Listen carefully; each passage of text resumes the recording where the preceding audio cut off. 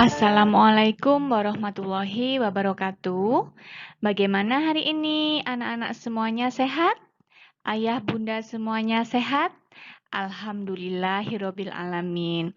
Nah, anak-anak, hari ini kita akan belajar masih di tema 3 kegiatanku tentang membuat kalimat dan nilai tempat. Semangat untuk belajar ya, Nak ya. Karena pada saat ini tempat belajar yang paling aman adalah di rumah anak-anak masing-masing.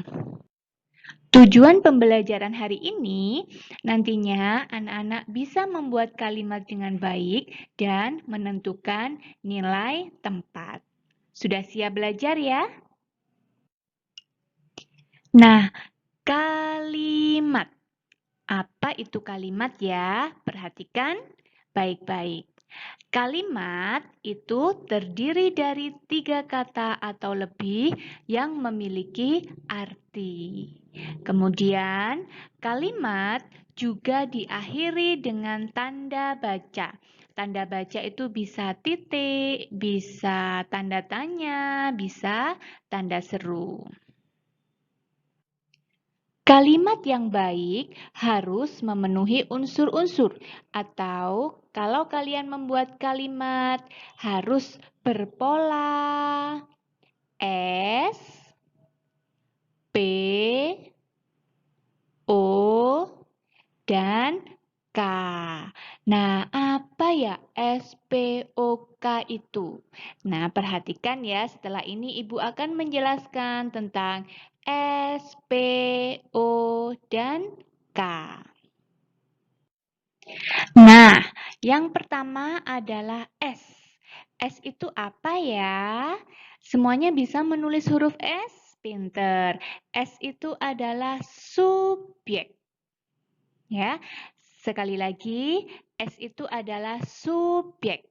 Nah, subjek itu apa? Subjek itu berupa kata benda seperti nama orang, binatang, tumbuhan, dan benda. Contohnya, contoh subjek, nama orang ada Rani, Lani, Siti, kemudian pengganti orang ada ayah, ibu, adik, kakak, kemudian nama hewan ada kucing, anjing, kemudian nama tumbuhan ada bunga, ada pohon, kemudian ada lagi guru, dokter, polisi, saya, kami, dan masih banyak lagi. Itu semua adalah contoh subjek.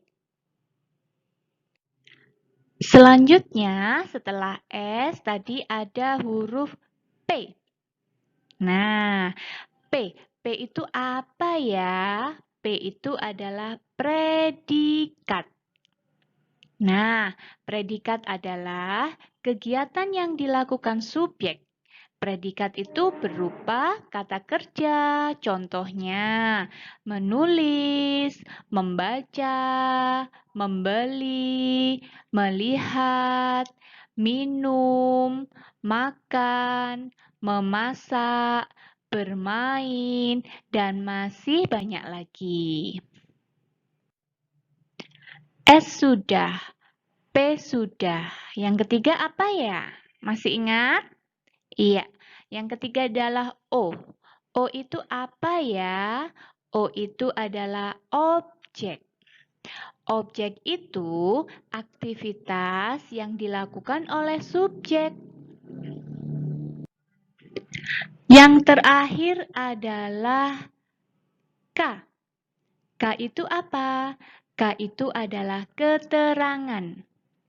Ada keterangan tempat dan ada keterangan waktu. Keterangan tempat contohnya di sekolah, di rumah, di pasar.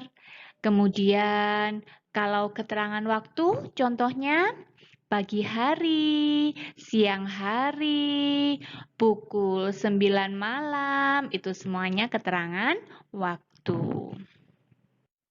Nah, tadi Ibu sudah menjelaskan tentang kalimat yang berpola SPOK. Sekarang, agar lebih jelas lagi, anak-anak perhatikan contohnya. Bagaimana kita membuat kalimat yang baik dengan pola SPOK. Contohnya, di sini Ibu akan ada kata makan. Nanti di dalam membuat kalimat tersebut juga harus ada kata makan. Ya, misalnya ini, Lani, kita baca bersama-sama ya nak ya. Lani makan nasi di meja makan. Nah, di sini ada kata makan. Nih ya, karena tadi kita disuruh membuat kalimat dengan kata makan, maka kalimat ini harus ada kata makan. Nah, sekarang kita perhatikan mana subjeknya, mana predikatnya. Nah, Lani. Lani ini termasuk subjek nama orang.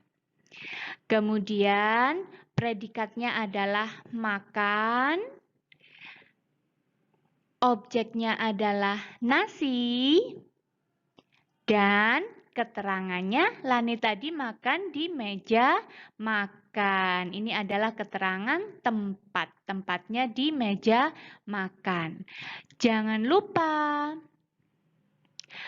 ketika membuat kalimat harus diakhiri tanda baca. Ini termasuk kalimat berita, maka tanda baca yang Ibu gunakan adalah tanda baca titik. Ya, bisa ya nak ya? Contoh yang kedua, contoh kalimat berpola SPOK, Ibu memiliki kata buku. Nanti kalimat yang kalian buat harus ada kata buku. Perhatikan ya. Nah, ini saya membaca buku siang hari. Ada tanda bacanya, tanda titik. Mana subjeknya? Ada yang tahu? Pinter, saya. Saya ini adalah subjeknya. Kemudian predikatnya adalah membaca. Objeknya buku. Yang dibaca saya ini tadi buku. Jadi ini buku adalah objeknya. Keterangan siang hari. Ini adalah keterangan waktu. Nah, karena Bu Guru tadi meminta kalian membuat kalimat dengan kata buku, maka dalam kalimat tersebut harus ada kata buku. Ya, tanda baca, tanda titiknya juga harus ditulis. Bisa ya nak ya?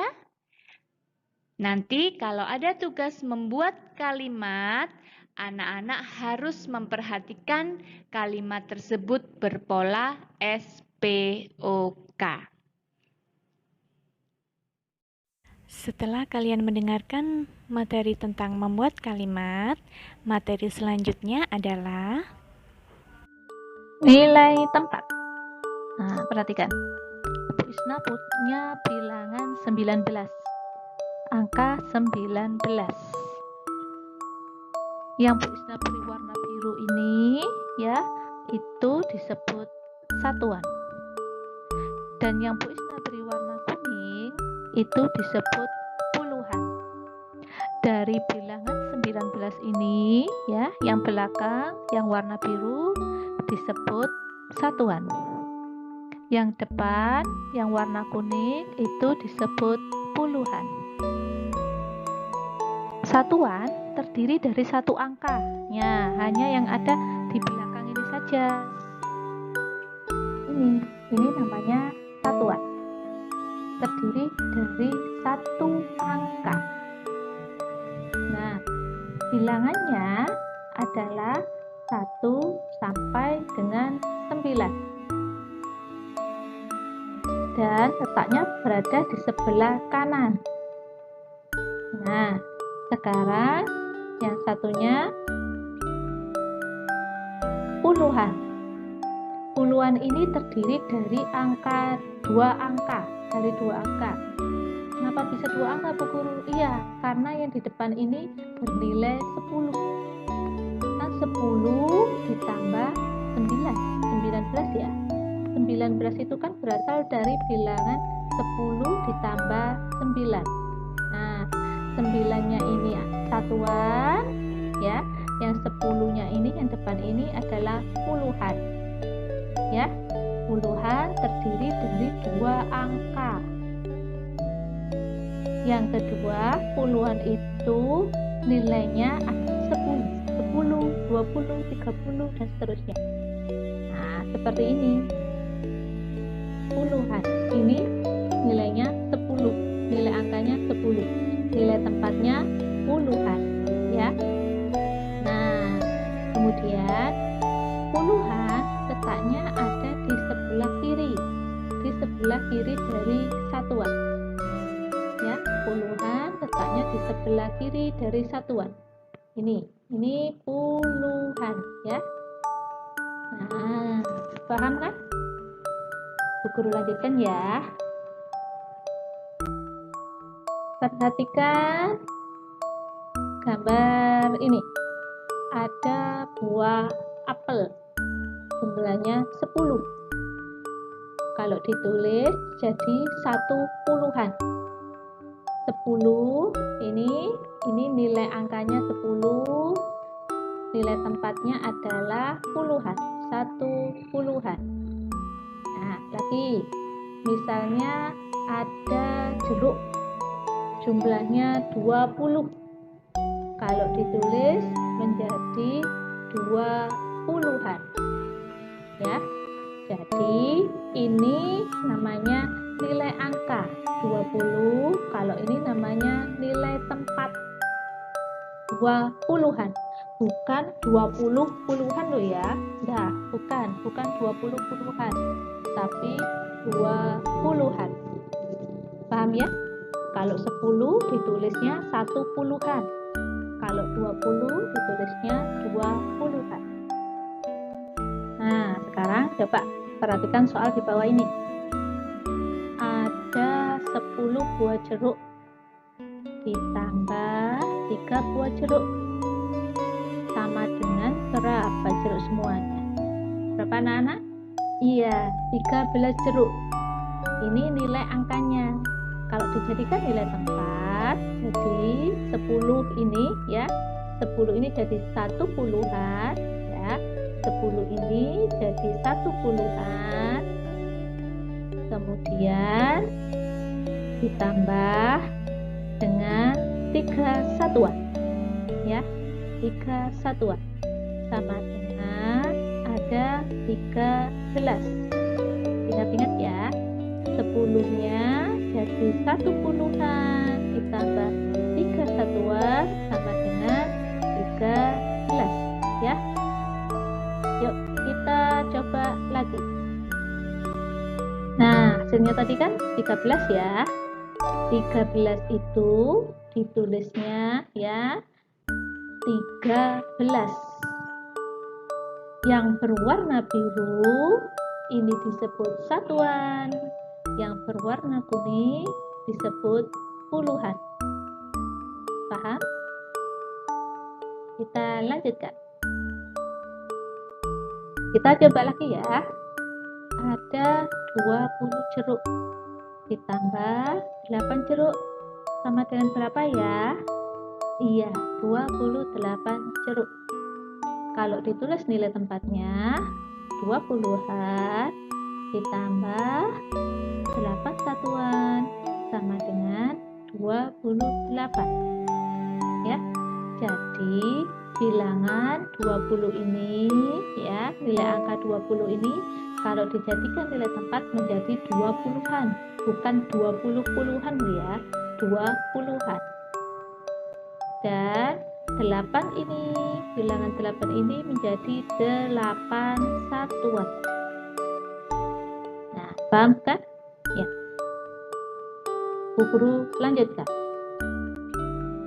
Dari bilangan 28 ini, kalau ditulis nama bilangannya 28. Yang paling ke belakang, ya, bilangan 8 itu termasuk nilai tempatnya satuan, dan yang depan itu namanya puluhan. Paham kan? Yang belakang ini, ya, yang belakang ini bilangan 8 ini namanya satuan dengan nilai angka 8, ya, dan yang depan ini namanya puluhan, ya, dengan nilai angka 20. Ya, ingat ya, kalau puluhan itu terdiri dari 2 angka, kalau satuan terdiri dari 1 angka. Paham bukan? Nah, bagaimana? Sudah paham kan tentang cara membuat kalimat dan cara mengetahui nilai tempat? Bu Guru ucapkan selamat belajar, tetap semangat belajar dari rumah. Wassalamualaikum warahmatullahi wabarakatuh. Semangat ya.